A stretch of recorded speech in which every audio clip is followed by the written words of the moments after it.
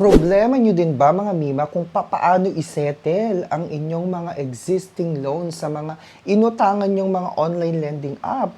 Yung mga legit na mga online lending app, talaga naman, wala tayong problema sa kanila when it comes to their legitimacy. Kasi nga, SEC-registered sila, CIC accredited pa, at hindi ng Jadaras. Pero papaano nga ba natin isettle yung ating mga bills or mga balances o mga outstanding balances sa kanila kung wala naman tayong sapat na pambayad? Well, sa video na ito, malalaman natin kung papaano nga ba mababayaran ng paunti-unti ang ating mga existing balances. Welcome sa aking Loan Education Series by Team Marcos, kung saan magbibigay tayo ng konting kaalaman when it comes to pagjutang-jutang dahil napaka-importanteng edukado tayo at may alam sa ating mga inuutangan. Para sa ganon ay, number 1, humingi ng payment arrangement.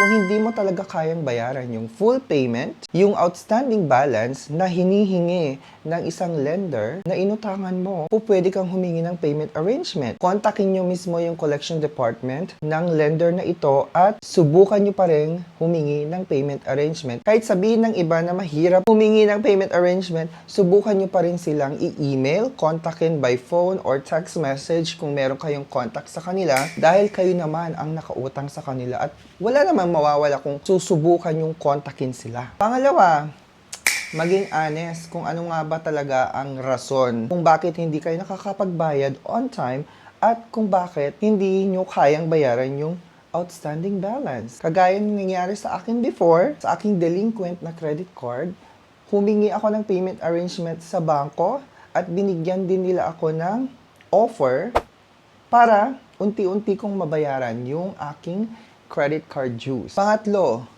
kung sinasabi ng collection department nila na magbibisita sila or may mag-home visit na collection agent nila, huwag kayong matakot.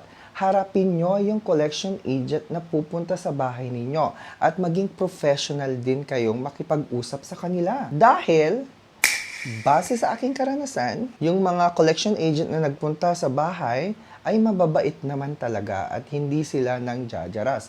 Tatanungin ka lang kung bakit hindi ka nakapagbayad sa kanila on time at maaaring magbigay din sila ng palugit. Kaya harapin mo yung mga pupuntang collection agent sa bahay ninyo. Pang-apat, kung marami kang mga inutangan at sunod-sunod yung mga payment date ng mga inutangan mo, marami kang inutangan ng mga legit mga online loans at hindi mo kayang bayaran lahat ng iyon, consider paying the lowest interest rate na inutangan mo. Unahin mo muna yon para sa ganon, hindi magkapatong-patong yung mga penalties or interest rates. Kung 4 yung inutangan mo at kaya mo namang bayaran yung 2 lender na inutangan mo, by all means, gawin mo. Kasi in that way, unti-unti mong mababayaran lahat ng inutangan mo. Panglima, huwag kang mawalan ng pag-asa. Lahat ng yan malalampasan mo.